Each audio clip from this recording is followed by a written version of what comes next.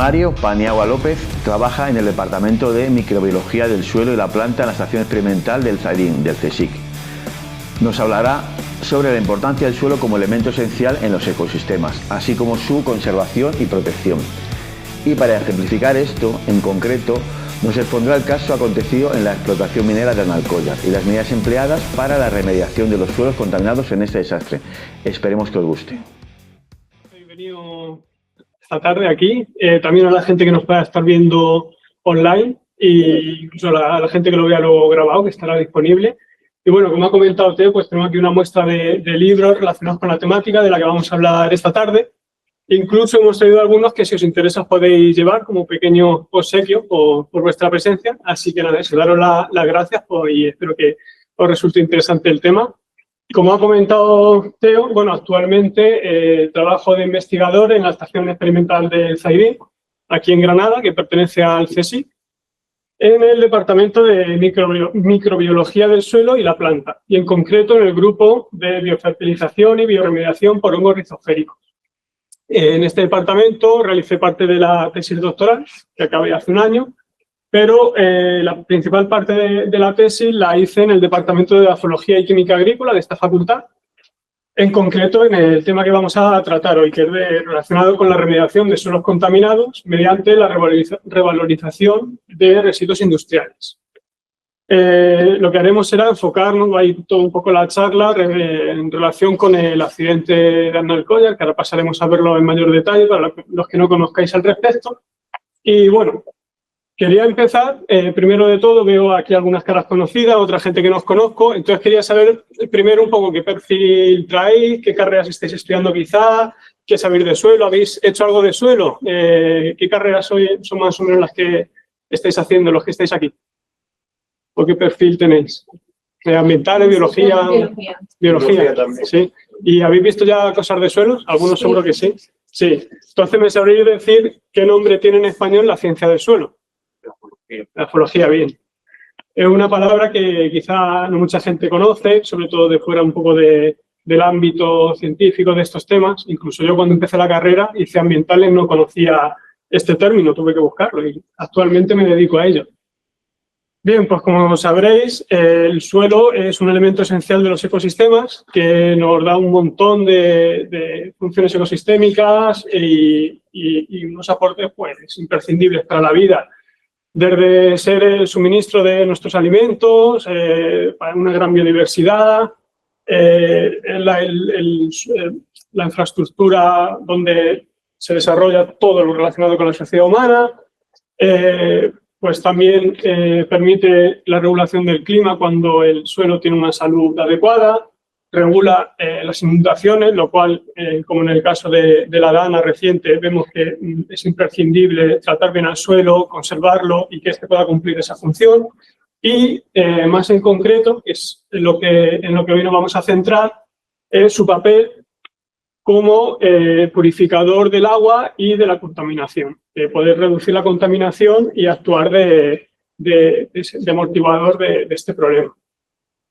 En cuanto a las principales amenazas del suelo, sobre todo son las relacionadas con la erosión, la contaminación, la compactación del suelo, la salinización. Y bueno, como comentamos, bueno, se ve un poquito pequeño, pero principalmente, como digo, nos centraremos en el problema de la acidificación y la contaminación del suelo, que es uno de los principales problemas y amenazas que tiene este recurso. Bien, pues pasando un poco ya a la parte de contaminación en sí, como comento, todos sabréis que el suelo es imprescindible, elemental en los ecosistemas, tiene una gran capacidad de autorregulación y es por eso que actúa de amortiguador de la contaminación. Sin embargo, el ser humano, a través de las prácticas insostenibles del manejo de este recurso y a través de actividades industriales, mineras, ocasiona que en muchas ocasiones se provoque una contaminación del suelo. Una posible definición de suelo contaminado sería aquel cuya capacidad amortiguadora para una o más sustancias ha sido excedida y, por tanto, pasa de su rol en el ecosistema de ser un elemento protector de los otros elementos del ecosistema, como el agua, la atmósfera, los organismos, a ser causa de mayores problemas. Y en los casos en los que se produce una contaminación severa del suelo, es necesaria realizar una restauración ecológica, ya que se ha superado ese umbral de respuesta natural de los suelos.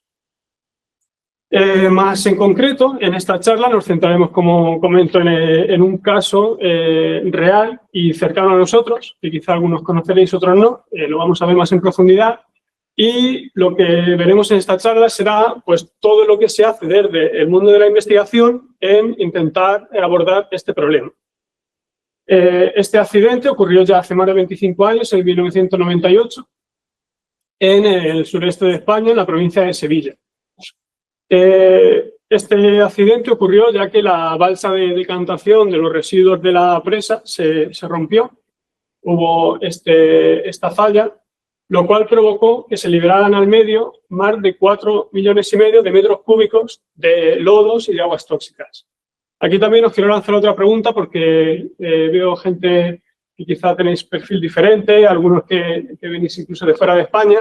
Os quería preguntar, ¿cuántos de vosotros conocéis lo que fue este accidente? ¿Habéis oído hablar de él? ¿No teníais ni idea de lo que es? Sí que os suena, habéis sabido sobre... Algunos quizá no habéis nacido todavía cuando ocurrió. Entonces, bueno. Yo ya tenía 80. Algunos sí, pero a vosotros seguro que sí que lo conocéis. Pues, bueno, pues para los que lo conocéis menos, pues bueno, aquí...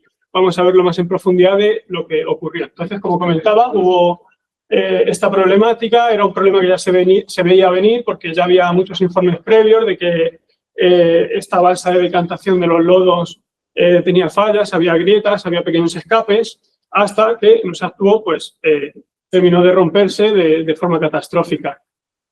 Estas aguas y lodos tóxicos principalmente lo que contenían eran estos elementos potencialmente tóxicos, sobre todo metales pesados y metaloides como el plomo, cobre, zinc, cadmio, arsénico, antimonio, y afectó a un total de más de 45 kilómetros cuadrados, ya que, como veis en esta imagen, la balsa de decantación se encontraba al lado del curso de un río, del río Guadiamar y el río Agrio, lo cual hizo que toda esa contaminación se arrastrara aguas abajo, llegando a una distancia de más de 45 kilómetros, aguas abajo. Los lodos alcanzaron un espesor medio de en torno a 10 centímetros, habiendo zonas donde el espesor era menor, pero en otras en las que se llegó a acumular hasta 3 metros de espesor. Hay zonas más de vaguada, donde se acumuló, enterrando todo a su paso. Por tanto, esto dio lugar a uno de los programas de recuperación y remediación del suelo más importantes a nivel europeo, a gran escala, y la primera acción que se tomó fue retirar todos esos lodos acumulados, así como la parte más superficial del suelo, donde había penetrado la contaminación. Como sabéis, la parte más superficial del suelo es la zona donde está toda la materia orgánica, la mayor parte de la vida y de donde se cumplen esas funciones que tiene el suelo. Además, se realizó una aplicación a gran escala de diferentes enmiendas para retener la contaminación y evitar que esa contaminación pudiera extenderse a una superficie mayor. Bien, ¿por qué hablamos de elementos potencialmente tóxicos? Denominamos así estos metales pesados y metaloides, porque algunos elementos de los que se encuentran en este caso son esenciales para la planta, es decir, para la vida, pues la planta, los organismos los tienen, otros no son esenciales, pero al final la toxicidad la marca la concentración. Para los elementos que son esenciales para la vida, pues tenemos que una deficiencia de estos elementos provoca un estrés fisiológico. Hay un rango óptimo de concentración de estos elementos, mientras que un exceso de estos elementos es cuando provoca la toxicidad, que es lo que tenemos en este caso. Otros elementos, como el plomo, el arsénico, que son elementos no esenciales, pues bueno, están presentes en el ambiente, los organismos los toleran, no los necesitan, no realizan ninguna función con estos elementos, pero a una concentración baja es cuando pueden provocar esa toxicidad y tener peligro. Bien, volviendo al caso del accidente, de lo que ocurrió, como veis en este mapa, aquí se refleja toda la zona afectada de más de 45 kilómetros de longitud, que bajó por el río Agrio y río Guadiamar. Y como veis, este cuadrado es toda la zona afectada, mientras que justo debajo de él veis que se encuentra el Parque Nacional de Doñana, una zona de gran valor natural. Como veis, el cuadrado queda justo encima del Parque Nacional porque se consiguió con mucho esfuerzo retener ese vertido para que no llegara a esa zona y pues la afección fuera mayor aún. Los lodos alcanzaron una distancia de unos 40 kilómetros aguas abajo, mientras que las aguas ácidas, que tenían en torno a un pH de 3,5, alcanzaron hasta 58 kilómetros. Es decir, estas sí que penetraron ligeramente en esa zona de Parque Nacional. Lo que afectó sobre todo toda esta zona afectada, se componía principalmente el uso del suelo en cultivos y alguna vegetación natural, pues afectando a muchas hectáreas de este uso de suelo. Bien, la contaminación fue muy diversa porque paradójicamente los suelos que se encontraban que tenían una mejor salud, con un buen desarrollo, más aireados, con una mejor estructura, pues la contaminación penetró más porque encontraba esas vías para ir hacia abajo. Mientras que los suelos con menor desarrollo, más compactados, esa contaminación llegó a menor profundidad. Por tanto, las tareas de remediación fueron muy difíciles porque en una zona se había que retirar mucho lodo, en otras menos, diferentes categorías de suelos. Y lo que estaba claro es que había una necesidad urgente de actuar en esta zona. Bien, como comentaba antes, una de las primeras medidas que se realizaron fue retirar la capa más superficial del suelo junto a los lodos. Y en algunas zonas, por esa penetración de la contaminación, se retiró más de 1 metro de suelo, dejando pues, toda la zona desprovista de la capa superficial, donde se encuentra la vida, la materia orgánica, etc. Hubo trabajando una cantidad ingente de maquinaria, de camiones, de personas durante más de medio año, y todo ese suelo y lodos que se retiraron se acumularon en una corta de la mina abandonada, la cual se selló, se protegió ya en este caso bien, con muchas medidas de precaución, y actualmente se encuentra estabilizado. Como veis, en los ríos pues, hubo que retirar la mayor parte de la vegetación de ribera, lo cual también es una gran pérdida ecológica, y se realizó una aplicación a gran escala de las enmiendas, principalmente eso, para estabilizar la contaminación y que no siguiera expandiéndose en superficie. Se utilizaron principalmente enmiendas ricas en carbonatos cálcicos para encalar el suelo, lo cual hacía que el pH subiera y llegara más cercano a la neutralidad, lo cual hacía que al reducir la acidez del suelo, los elementos fueran menos móviles. También se utilizaron suelos rojos y ricos en óxidos de hierro para realizar esta estabilización y enmiendas ricas en materia orgánica para aportar todo ese material orgánico que se había retirado con la actuación.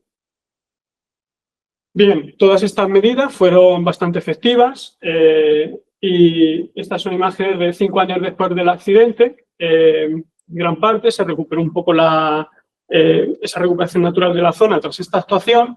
Y la Administración Regional declaró esta zona con una figura de protección ambiental, en concreto de paisaje protegido, que se denominó Corredor Verde del Guadiamar.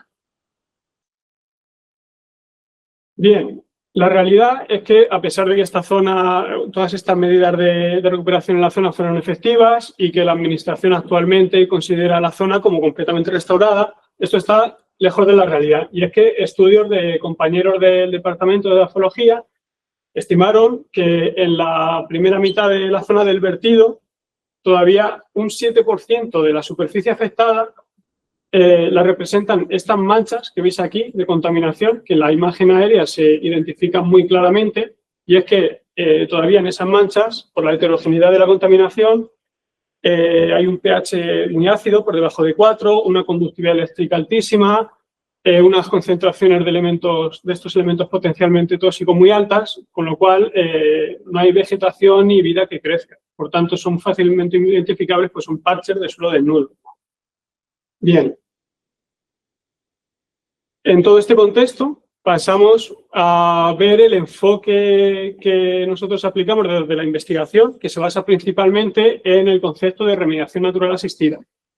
que es una idea que se basa en la idea de que los procesos de recuperación naturales de un suelo pueden ser acelerados o asistidos en casos de esta contaminación severa mediante la aplicación de materiales, subproductos industriales, materiales de desecho de las actividades humanas que sean inocuos y mínimamente invasivos.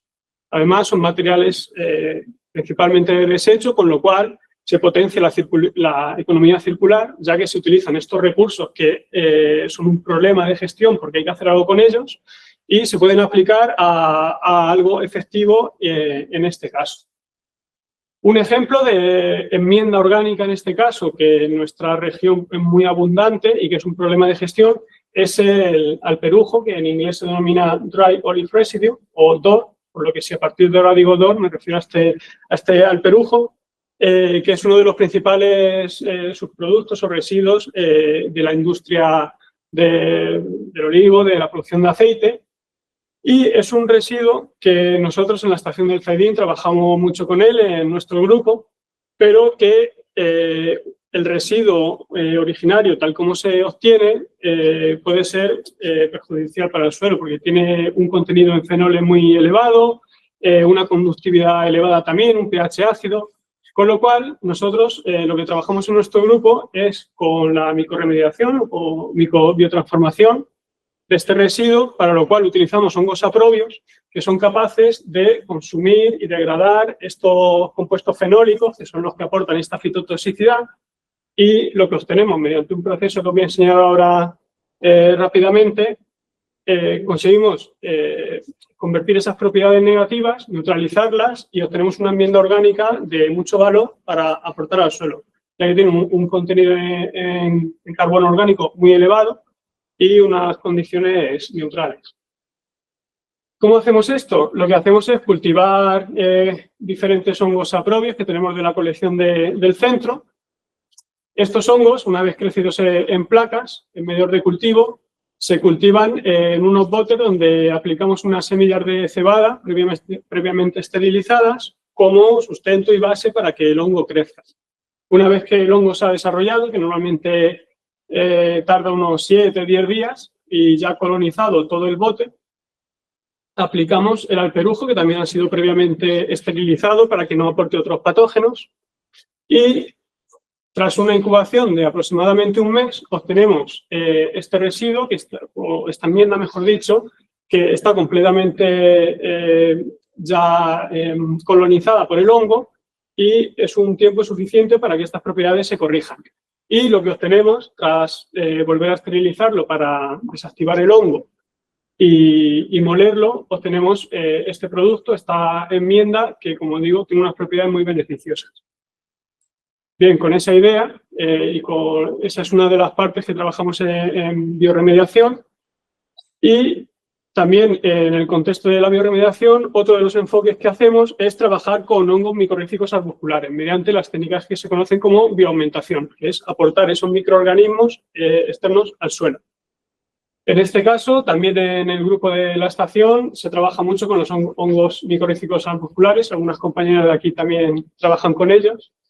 Y bueno, por lo que utilizamos este tipo de microorganismos, de hongos, es porque tienen una alta tolerancia a concentraciones elevadas de elementos tóxicos y son capaces de retener en sus estructuras pues estos elementos tóxicos mediante concentración, inmovilización o retención en sus diferentes estructuras. Aquí, bueno, que no se ve del todo bien esta figura, pero como digo, hay unos mecanismos directos en el suelo y es que los pueden retener mediante en sus estructuras como las vesículas, los arbúsculos, compartimentalizarlo en las vacuolas o produciendo algunas sustancias como la glomalina o algunos elementos quelantes que lo que hacen es retener en el suelo estos elementos, lo cual pues lleva derivado una gran cantidad de beneficios indirectos para la planta, ya que permite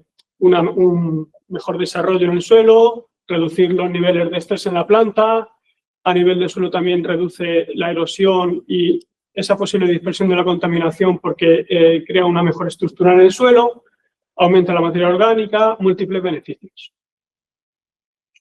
Bien, pues pasaríamos ahora a lo que sería ver un poco más en profundidad la investigación que hemos hecho en este respecto. Incluso mis compañeros, desde que ocurrió el accidente en el departamento de grafología, han estado trabajando en profundidad en esta zona.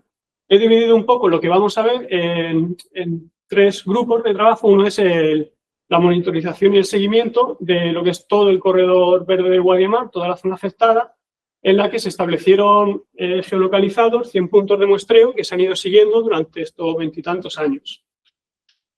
Además, algunos trabajos que se han realizado utilizando parcelas experimentales en campo, in situ, y algunos experimentos ex situ en invernadero, que luego también esos resultados se han llevado a campo.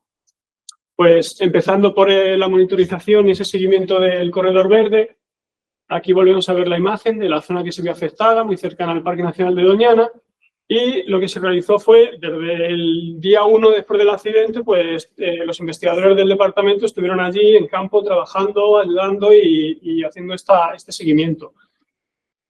Aquí son los niveles de fondo de estos suelos, antes de que ocurriera, los suelos no contaminados de la zona, en los que veis diferentes elementos. El accidente ocurrió en este punto, fue el primer muestreo que se hizo y, como veis, hubo unos incrementos de más del 1000% para muchos elementos en sus concentraciones. Hubo una contaminación inicial, que fue la directa, pero, como veis, durante los meses posteriores hubo una contaminación secundaria, y es que por ese lavado, las lluvias y todos los trabajos, estos elementos fueron aumentándose en su concentración y provocando unas mayores acumulaciones, con lo cual veis picos muy elevados. Como decía, en esta zona se ha seguido trabajando cada 2, 3, 4 años, en diferentes intervalos. Se ha hecho un seguimiento total de todos esos puntos y, como podéis ver, después de la retirada de los lodos y de las medidas de remediación, estas concentraciones se redujeron en una gran cantidad.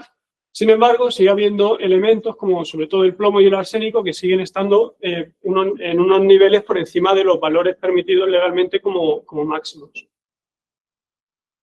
Bien, el último muestreo lo realizamos en el 2018, el año en el que ya estaba incorporado en el departamento, y bueno, son puntos que están georreferenciados de 10 por 10 metros, en los que se muestran diferentes zonas, y en esta ocasión conseguimos muestrear 84 de 100 puntos, ya que, como veis, pues en más de 20 años había zonas en las que la vegetación se había desarrollado mucho, era muy difícil acceder, incluso encontrarlos, o directamente otros puntos habían puesto un vallado y no era posible acceder. Bien, pues en uno de los trabajos que os quería enseñar, que realizamos tras este muestreo más reciente, hicimos una evaluación del riesgo toxicológico para humanos. Esto lo realizamos siguiendo unos protocolos que son de la Agencia de Protección Ambiental de Estados Unidos, que se utilizan globalmente, y los hicimos principalmente para evaluar el plomo y el arsénico, que son estos elementos que están en concentraciones más elevadas de lo que permite la normativa. Lo que se realiza es, tanto en adultos como en niños, ya que la tolerancia es diferente, a través de 3 vías de exposición: la ingesta, inhalación y el contacto dérmico. Para estas diferentes vías se obtienen, por diferentes metodologías de esta agencia, unos índices de exposición. Se suman esos 3 índices y se obtiene un índice acumulativo de riesgo. En este caso, lo que observamos fue que no había un riesgo humano en la mayor parte de los casos, pero en concreto para el arsénico en niños, que la tolerancia es menor, vimos que, no lo he comentado, pero todo el corredor está subdividido en diferentes sectores por las diferentes propiedades del suelo, y esta primera barra representa a los suelos desnudos, a esas manchas de contaminación que hemos visto antes. Y ahí sí que vimos que alrededor del 50% de los puntos analizados, el índice obtenido está por encima del valor de 1, indica un potencial riesgo. Es decir, que esto lo que nos indica es esa necesidad de seguir actuando en la zona. Hay un riesgo real para la población de la zona, que a lo mejor vayan... allí mucha gente sale a correr, a pasear por el campo, en una zona muy agradable, como está protegida. Y en esas zonas, si la población tiene un contacto muy directo y continuado, sí que puede ser no adecuado. Bien, en cuanto a las parcelas experimentales, me voy a enfocar sobre todo en un estudio completo que realizamos en la zona. Aquí en el mapa veis que el pueblo de Azunalcóllar está aquí, esta es la corta de la balsa de residuos que se rompió, y en la zona más próxima, que es donde están los niveles más elevados de contaminación, establecimos diferentes parcelas experimentales, en las cuales aplicamos diferentes enmiendas. Utilizamos como enmiendas encalantes el yeso y mármol, y también utilizamos unas técnicas no de aplicar enmiendas, sino más físicas. Una fue el land farming, o el arado del suelo, para romper esa costra superficial, permitir que el suelo se pueda entrar la materia orgánica, semillas de plantas, o la biopila, que en este caso nos referimos a la mezcla a 50% de volumen de suelo contaminado y suelo recuperado adyacente a la mancha. Además, estos tratamientos se replicaron utilizando vermicompost como enmienda orgánica, obteniendo un total de 8 tratamientos diferentes. Y bien, lo que se realizó en este estudio, en esta zona, en estas parcelas, fueron 3 puntos para tratar de abarcar todo lo relacionado con la salud o el estado del suelo. Lo primero que se hizo fue una evaluación ecotoxicológica de la contaminación en el suelo. Posteriormente se realizó una evaluación de la respuesta a estos tratamientos de la vegetación de la zona y de la recolonización espontánea de estos suelos tratados. Y por último, se realizó un estudio del estado microbiológico en estos suelos tratados. Bien, pues empezando por la evaluación ecotoxicológica, lo que se hizo fue estudiar en estas diferentes parcelas, pues tanto las principales propiedades del suelo, como habían cambiado. En este caso, este estudio se hizo 12 meses después de aplicar las parcelas. Se realizó un estudio de las diferentes fracciones de los elementos tóxicos en el suelo y algunos ensayos de toxicidad para medir la respuesta de diferentes indicadores biológicos. Bien, aquí en esta tabla no voy a entrar en detalle, muy grande, pero solo por comentar que esta primera parte indica la concentración total de estos principales elementos en los diferentes tratamientos. Aquí se muestra la fracción biodisponible, que es la que estaría disponible para las plantas o los organismos de incorporar, o la fracción soluble, que es la que podría lavarse pues, con las lluvias y con el agua. En cuanto a la fracción total, sí que os quería enseñar que aquí indico los niveles genéricos de referencia, que es los que la legislación pone como máximos permisibles en la zona. Y vemos que tanto para el arsénico como el plomo, a pesar de haber pasado esos 20 años de la recuperación de las medidas iniciales, en todos los suelos estas concentraciones estaban por encima de lo permitido, con lo cual, de nuevo, reafirma la necesidad de actuar. Mientras que para las fracciones biodisponibles y solubles vimos que los tratamientos que se componían de la enmienda de mármol, que son estos, fueron los que mayores reducciones dieron en estas fracciones, es decir, fueron los que más se estabilizaron en el suelo, por ser el mármol el tratamiento que más neutralizó el pH en estos suelos. Hicimos unos ensayos de toxicidad que se utilizan por diferentes indicadores. Unos de ellos se hacen en la fracción sólida del suelo. En concreto, os quería enseñar el estudio de la respiración del suelo. Que lo que se hace es una incubación del suelo en este equipo, que lo que mide es la emisión de gas de CO2 de las muestras, como un indicador general de la actividad microbiológica en el suelo. Es decir, cómo de activo está ese suelo, la parte microbiana. Y lo que vemos en esta gráfica es aquí en verde, esta primera barra es el suelo recuperado. La roja es el suelo contaminado sin tratar y aquí están los diferentes tratamientos. De nuevo vemos que los que más se aproximan al suelo recuperado son los del mármol. En cuanto a varios ensayos de biotoxicidad que hicimos en la fracción líquida, utilizamos diferentes organismos de agua dulce. La Daphnia magna es un pequeño crustáceo de agua dulce y lo que se realiza es evaluar la mortalidad de esta Daphnia que aplicamos a un extracto sacado de las muestras de suelo bajo cada tratamiento. En la mayor parte de los tratamientos y evidentemente del suelo contaminado la mortalidad fue total mientras que en el suelo recuperado se observó una mortalidad muy parecida a, de nuevo, los tratamientos de mármol y del yeso junto al vermicompost. Fueron resultados similares a los que escribimos en otro bioensayo, utilizando una alga también de agua dulce, que lo que se ve es la inhibición, con lo cual los valores positivos es que hubo inhibición. En este caso, también de nuevo, fueron los tratamientos de yeso junto a vermicompost o los de mármol los que no provocaron una inhibición, sino que hubo una mayor producción, al igual que el suelo recuperado.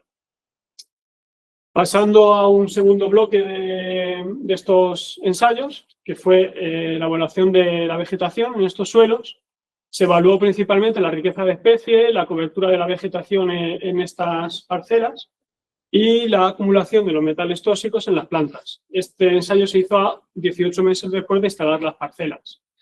¿Qué observamos aquí? Que la riqueza de especies en el suelo no contaminado era de unas 12 especies que se encontraban en 1 metro cuadrado. Fue un valor en el que el suelo recuperado de la zona se aproximaba, aunque no llegaba a esos niveles. Y en las parcelas vimos que principalmente los tratamientos que llevaban vermicompost, ese aporte de materia orgánica, se aproximaban al suelo recuperado en 18 meses, lo que nos hace indicar que posiblemente, bueno, y lo que hemos observado también en los años posteriores, es que hay una evolución de la vegetación y cada vez van aproximándose esos valores más a los de la zona recuperada o incluso superándole, acercándose a los del suelo no contaminado.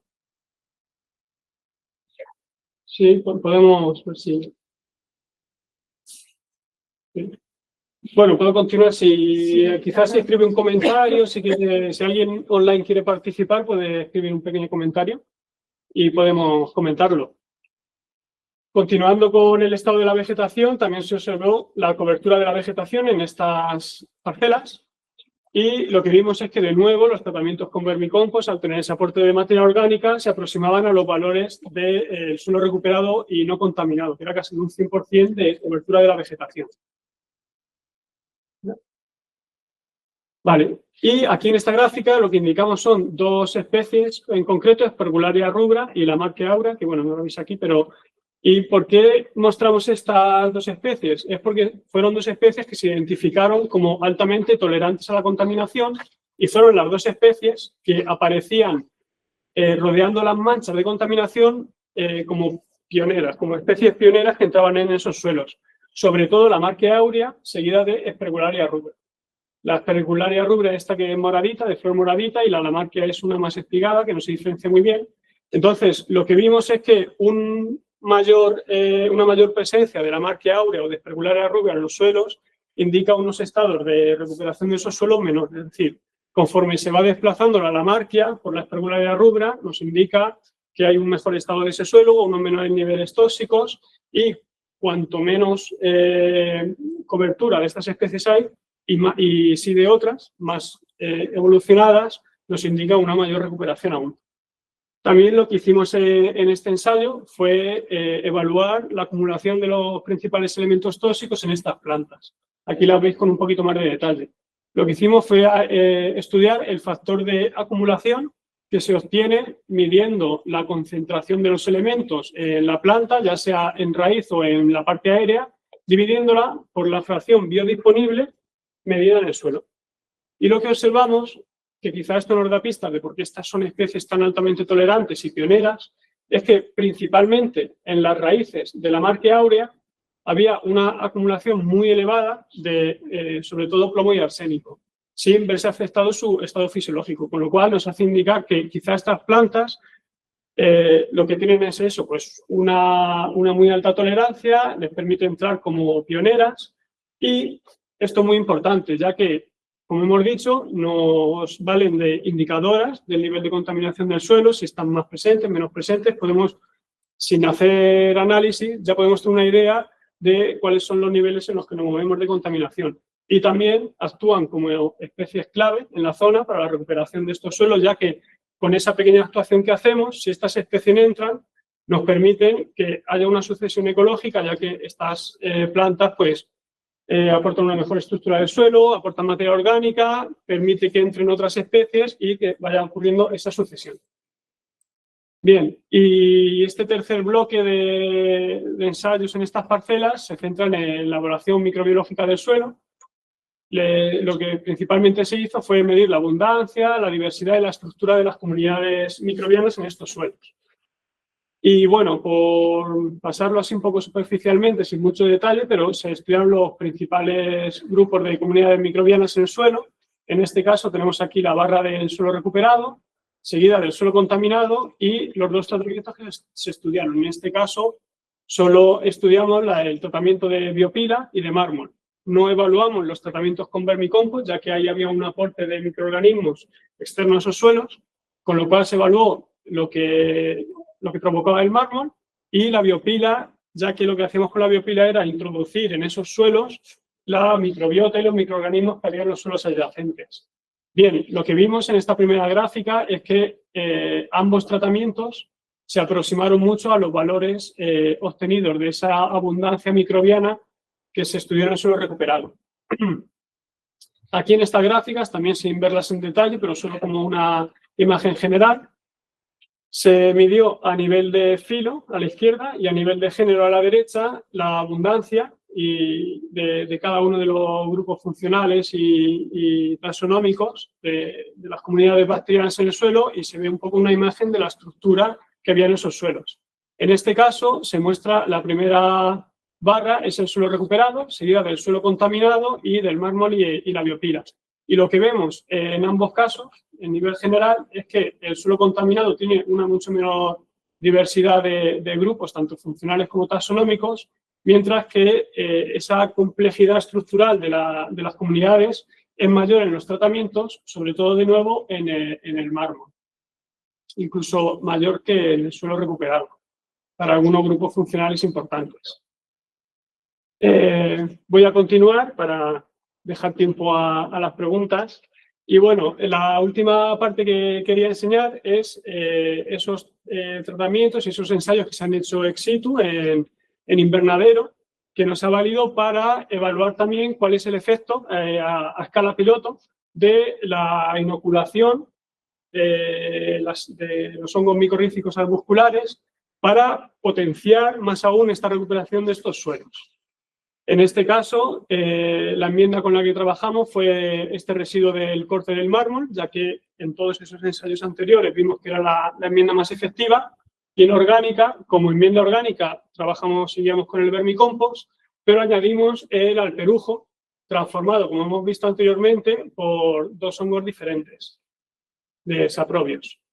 Y aplicamos estos hongos micorrízicos, dos especies, que una es más genérica y otra, la Rhizoblomus custos, que es una especie de hongo micorrícico que fue aislado de la zona de Río Tinto, que si lo conocéis sabéis que es una zona donde naturalmente, de forma natural geológica, se encuentran unas concentraciones elevadas de estos elementos que estamos tratando, con lo cual es como más específica.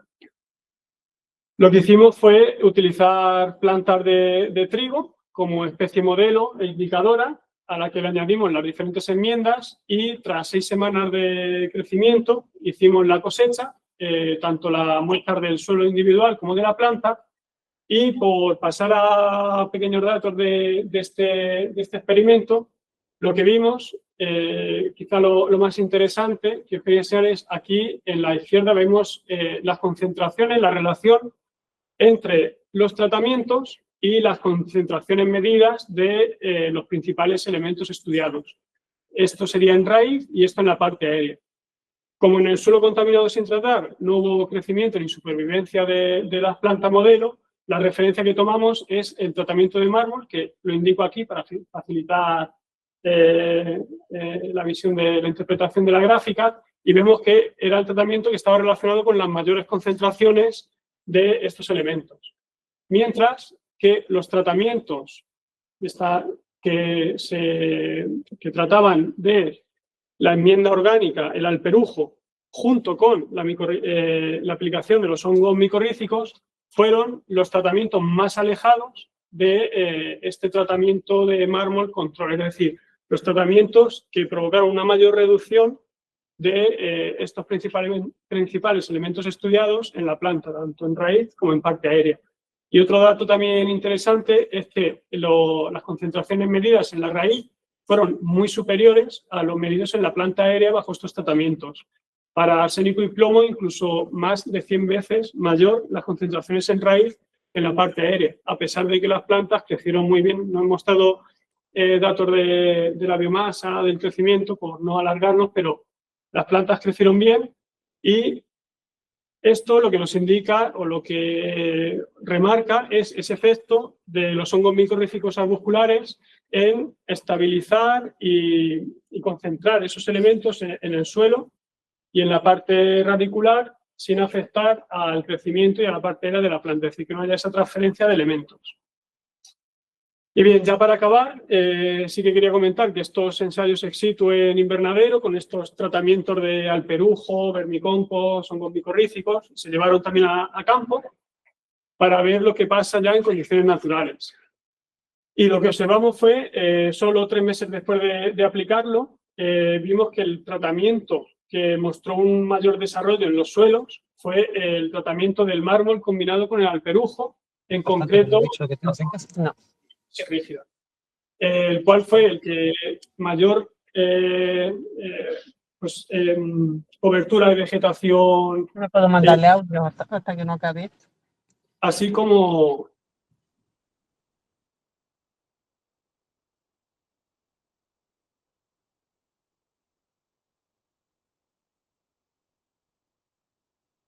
los suelos, principalmente en esos tratamientos que llevaban al perujo transformado por los hongos saprobios, con lo cual vemos que han sido realmente transformados y neutralizados por los hongos. Y el estado más actual fue recientemente, 2 años después de la aplicación de estas parcelas, y veis que la mayoría de las líneas están ya cubiertas con un porcentaje elevado de cobertura vegetal. Si bien veis que esta zona, que es la de los tratamientos con alperujo junto con los hongos micorrízicos, ya se ha desbordado esa zona tratada, es decir, ha habido un cambio también de efecto borde en el suelo y vemos una cobertura total de vegetación y una diversidad de especies muy elevada. Esto ha sido pues tratado a pequeña escala, pero lo que se pretende hacer es ver, ya que es unos tratamientos, una estrategia viable, ya que se basa en residuos o subproductos, es decir, es muy económico, no tendría coste, hay una gran producción de estos residuos. Si escaláramos estos tratamientos a toda la mancha, incluso en proporciones menores, podríamos llegar a tener una recuperación de estos suelos en los que, si bien la contaminación seguiría en parte presente, se estabilizaría mucho el suelo, no habría una dispersión de la toxicidad y permitiría que la vegetación pues se fuera desarrollando, cada vez recuperando en mayor medida estos suelos. Entonces, bueno, esto es un poco toda la imagen general, lo que os quería enseñar de tanto del caso, la teoría, como de todo lo que se realiza en este aspecto de investigación, en concreto en los grupos de aquí de Granada que trabajan en ello. Y bueno, por mi parte es todo. Y nada, tenemos unos minutos para comentar todas las preguntas que tengáis, lo que os apetezca comentar o preguntar. Y bueno, que espero que lo hayáis seguido claro y todas las preguntas que tengáis, pues encantados de responderlas.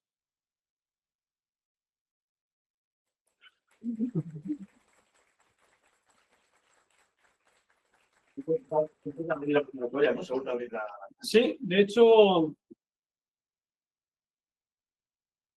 tras el accidente, bueno, la empresa que había básicamente se fue un poco con las manos limpias, no tuvo responsabilidad civil ni... No pagó nada por todo. Lo de quien contamina paga solo a pequeña escala o para empresas no importantes. En este caso, pues judicialmente consiguieron librarse, pagar una multa ridícula para todo el coste que ha tenido lo ocurrido.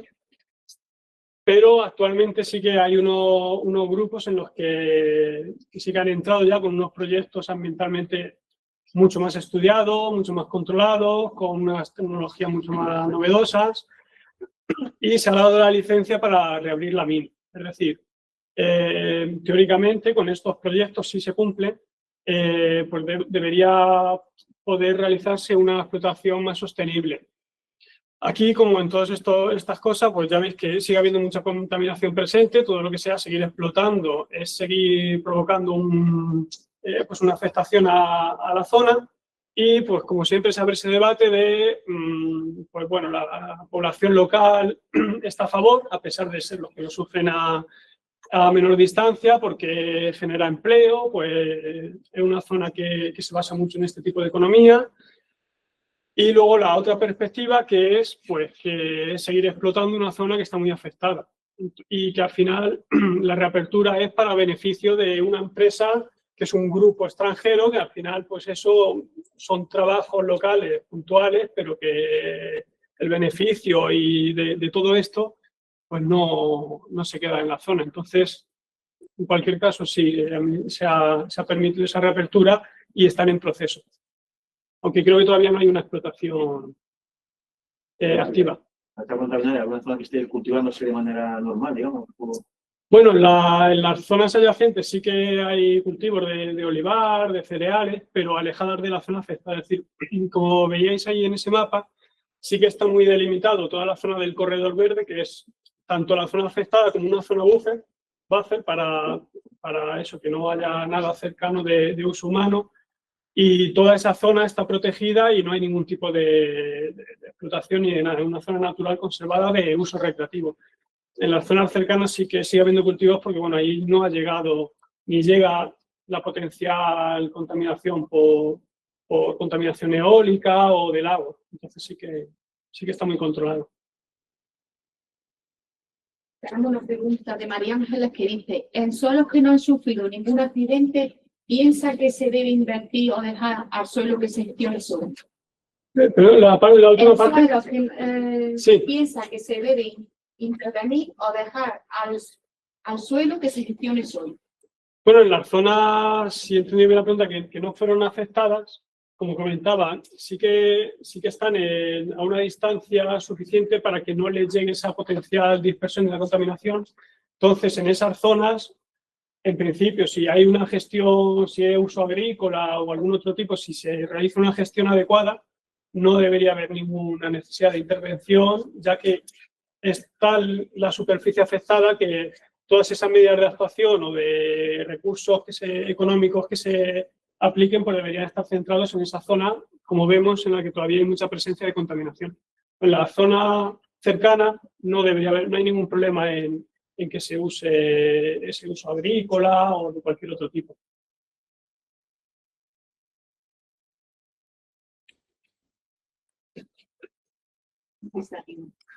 Luego unos minutillos si alguien quiere hacer alguna pregunta más. A ver, respecto a esa cobertura que crece zonas contaminadas, ¿no habría que retirarlo porque contiene las concentraciones de plomo? Bueno, sí que se han hecho muchos estudios de fitorremediación, de plantar muchas especies que son hiperacumuladoras, para estudiar si realmente podría ser una vía para recuperar esos suelos. Lo que se ha visto es que los porcentajes que pasan, como hemos visto, mucha parte se queda en el suelo retenida, estabilizada, entonces lo que sí que se trasloca a la parte aérea es mínimo. Entonces, ni para utilizarlo como medida de restauración, de decir, bueno, pues se plantan, que en otras zonas sí que se aplica, o con otro tipo de contaminación, pues plantar una gran cantidad de vegetación, cortarla y de esa forma eliminar la contaminación no es efectiva porque es un porcentaje tan mínimo lo que la planta concentra que no sé. Y por el mismo motivo, pues no hay un riesgo elevado de que esa vegetación pueda ser otro foco de contaminación. Sí que, por ejemplo, en toda esa zona protegida pues se limita mucho la entrada de animales, una zona en la que hay muchos caballos. Teóricamente está prohibido que pastoreen ningún tipo de animal, los caballos ni nada. Pero tú vas a la zona y hay un montón de caballos que están ahí comiéndose la hierba pero no debería ser, pero no se controla. Pero no es una concentración peligrosa. Pero una cosa, si se acumula en el suelo porque lo has quelado o lo que sea, Sí. Después si vuelve a haber algo que cambie la composición del suelo, eso se vuelve a liberar. Exactamente, entonces, sí. Realmente no lo estamos liberando, simplemente lo estamos dejando ahí como forma de almacenamiento. Claro, es como, porque realmente claro, es complicado porque esto es una zona tan alta, tan grande, que se podría realizar otro tipo de actuación, pero no es viable, que también se hace en otras zonas contaminadas, que es, al contrario, en vez de estabilizar la contaminación, hacerla mucho más móvil, extraerla y retirarla. ¿Qué pasa? Que esto aquí es imposible.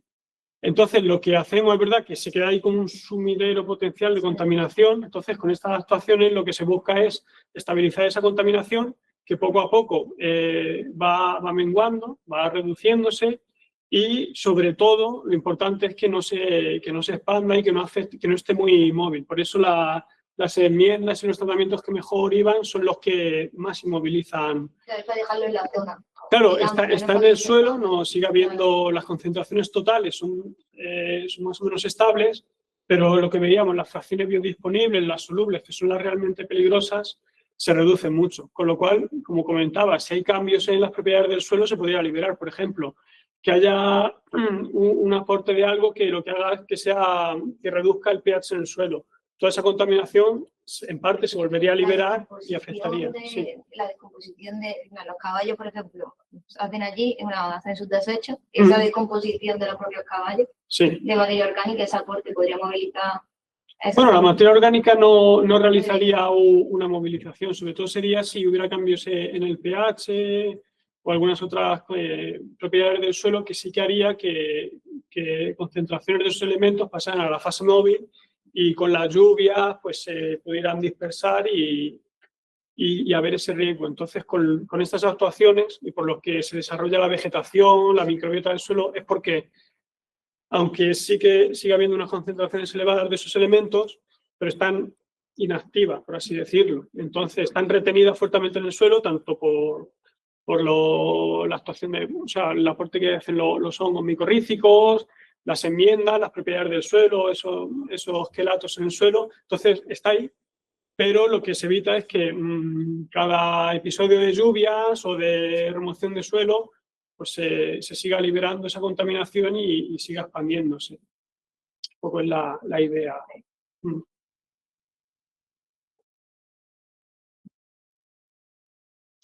¿Y por qué el alperujo es lo que mejor resultado ha dado en temas de cobertura vegetal?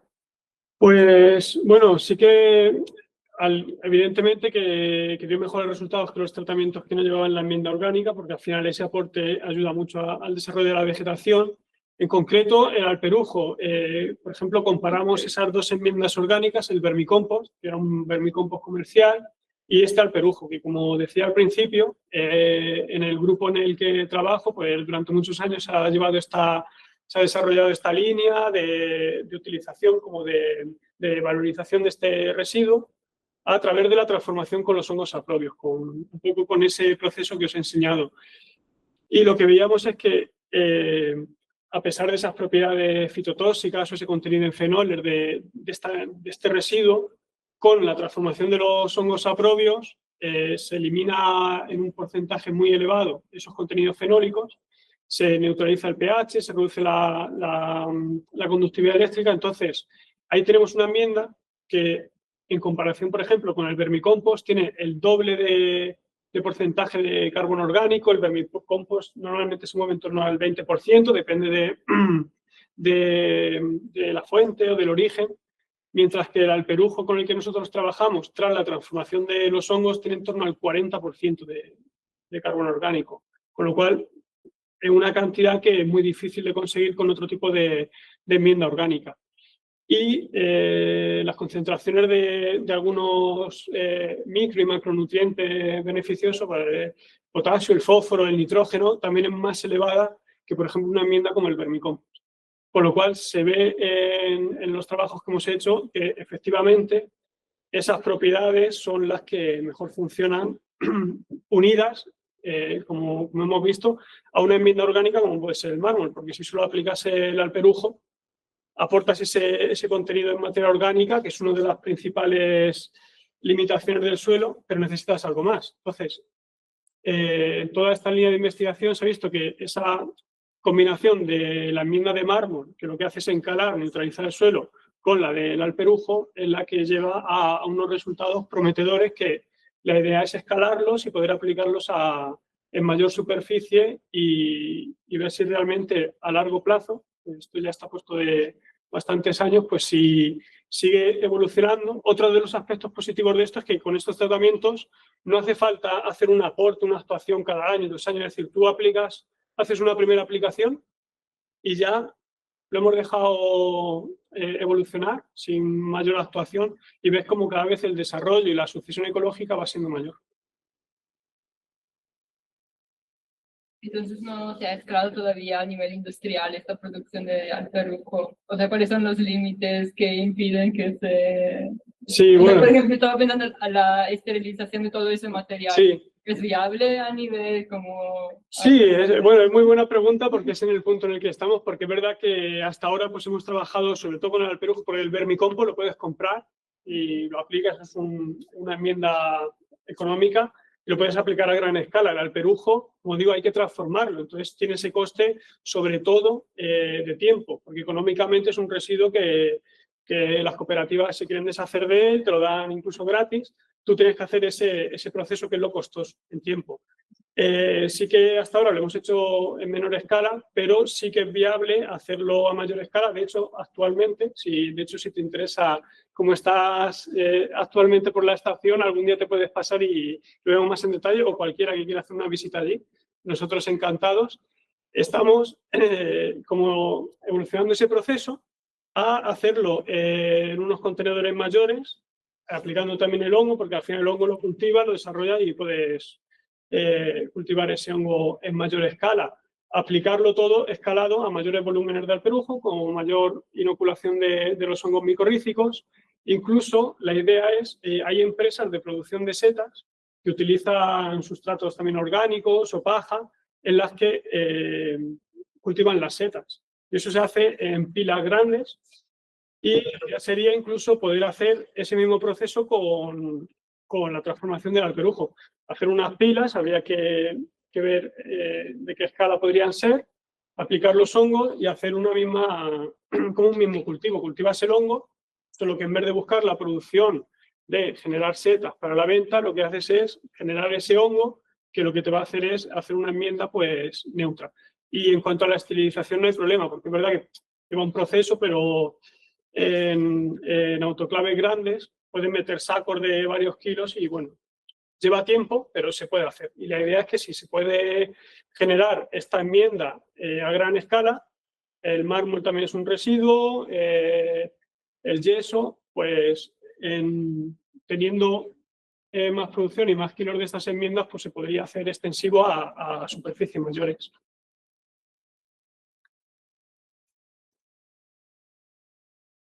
Bueno, más o menos. Sí, claro. Aprovecha. Porque yo voy a barrer un poco para casa, te voy a preguntar sobre las micorrizas. Cuando aplicáis los hongos micorrízicos arbusculares, entiendo que en los estudios de invernadero,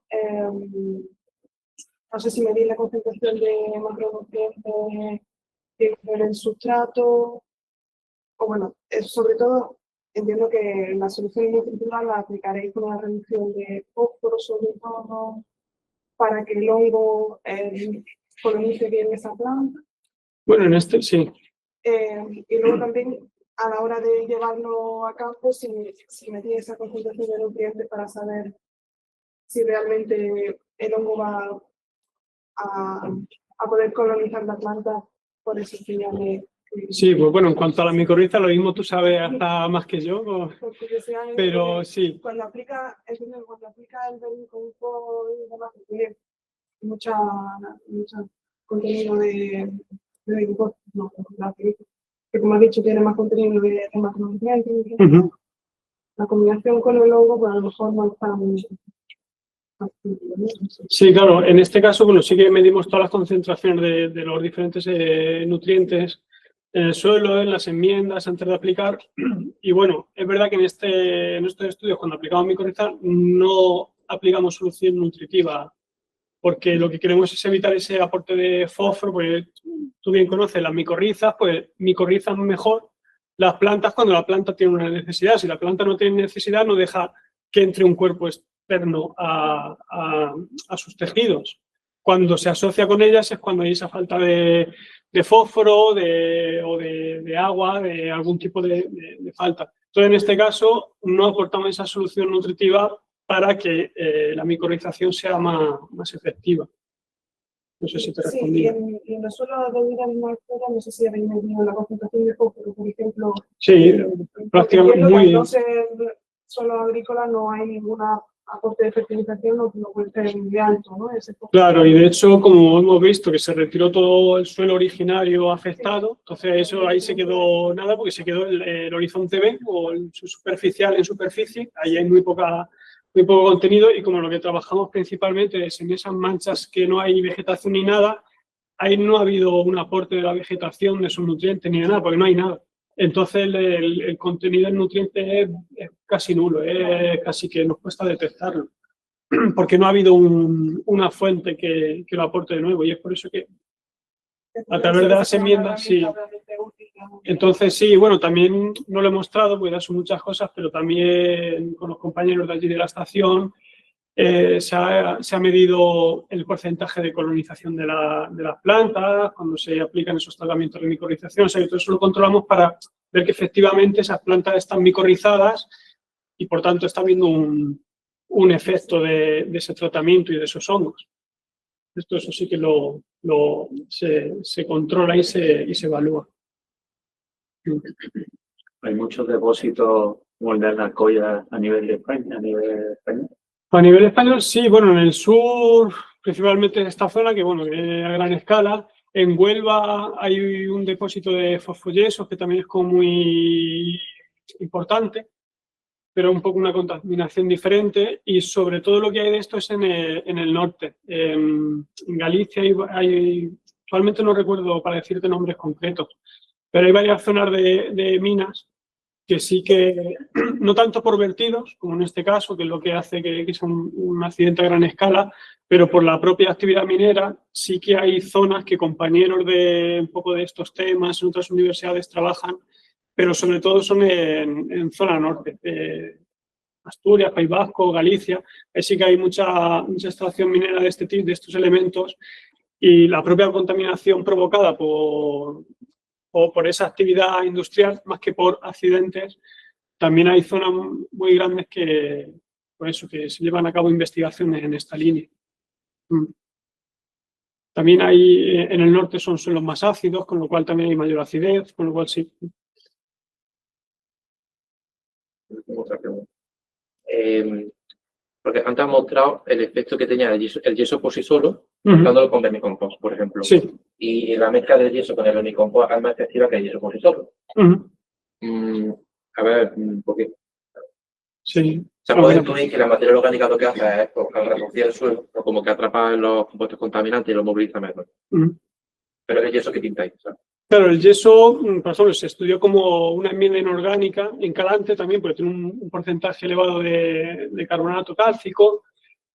Fue un poco el mármol y el yeso. El mármol fue mejor porque es prácticamente carbonato cálcico puro. Entonces, es más en calante, y la dosis que estudiábamos de mármol prácticamente neutraliza el suelo. El yeso, se veía si el yeso por sí solo era capaz de llevar esa neutralización, era menos efectivo.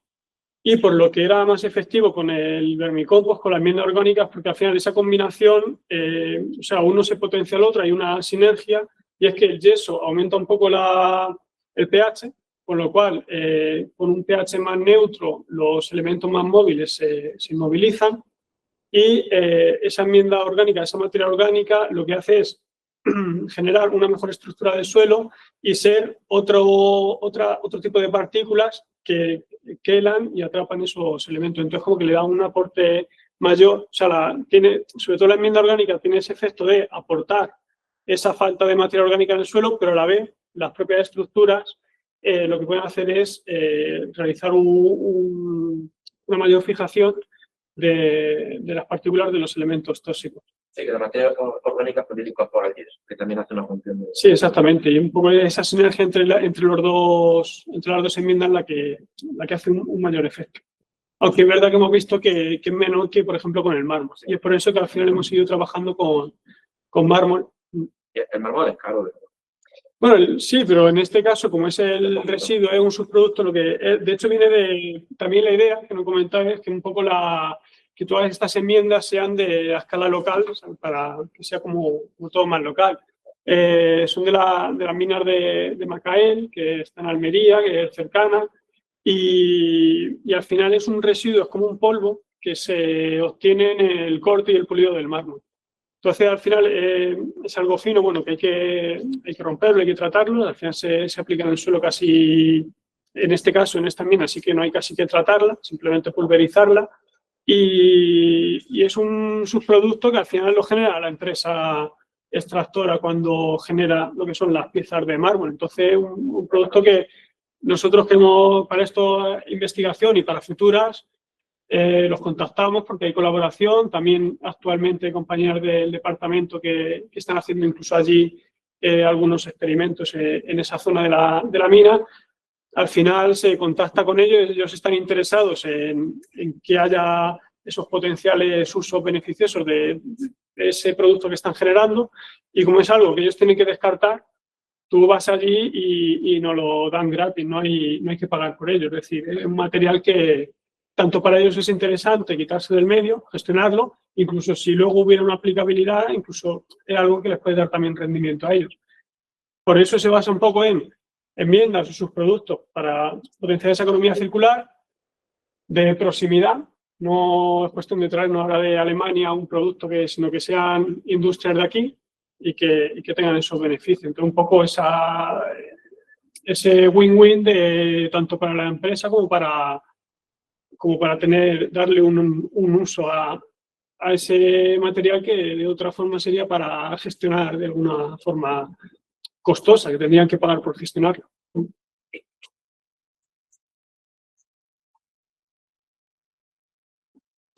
¿Ninguna pregunta más? ¿Alguna pregunta más?